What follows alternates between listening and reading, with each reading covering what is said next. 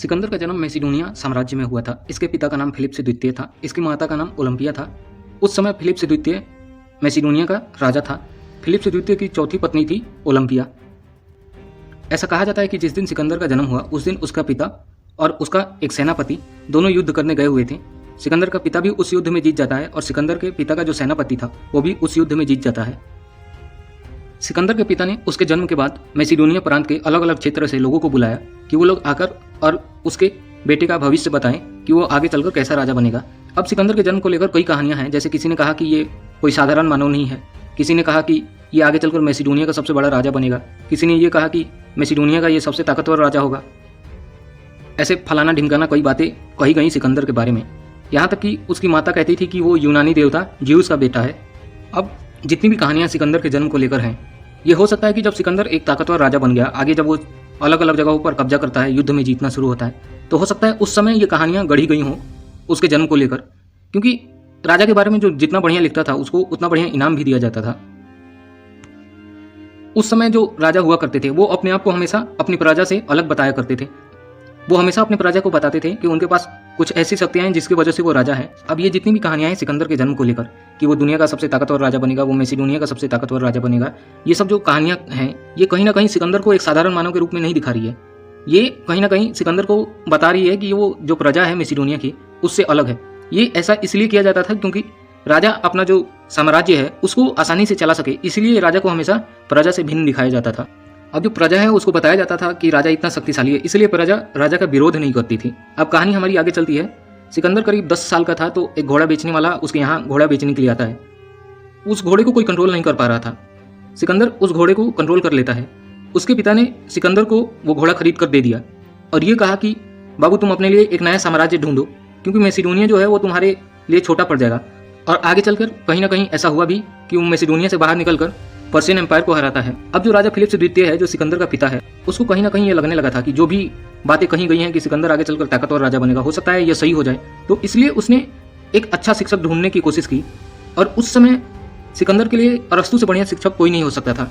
सिकंदर का पिता अरस्तु के पास गया, पर अरस्तु ने एक शर्त रखी कि वो सिकंदर को तभी पढ़ाएगा जब सिकंदर के पिता ने जो अरस्तु का शहर था उसको तोड़ा था और वहाँ के लोगों को गुलामी करने के लिए बेच दिया था, उनको वापस वो खरीदेगा और उन लोगों को आज़ाद कर देगा और उन लोगों को शांति से उस शहर में रहने देगा।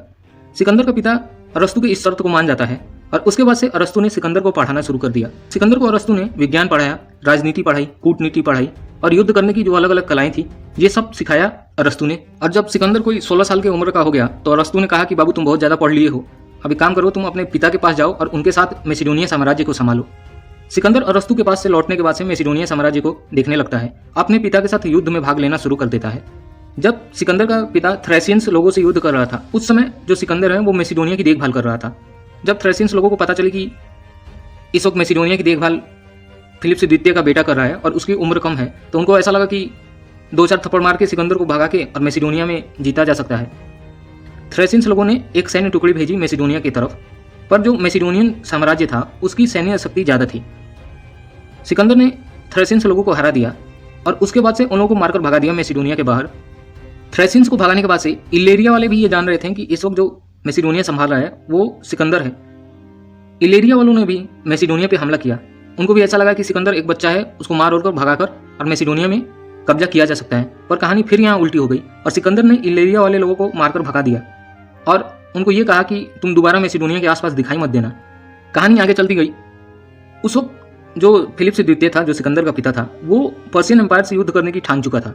उसने यूनान को इकट्ठा करना शुरू किया कि पूरा यूनान एक साथ होकर पर्शियन एम्पायर से युद्ध करे। उसने थीब्स के राजा से संधि करने की बात की, पर जो थीब्स के राजा थे उसने मैसिडोनिया से संधि न कर एथेंस से संधि कर ली।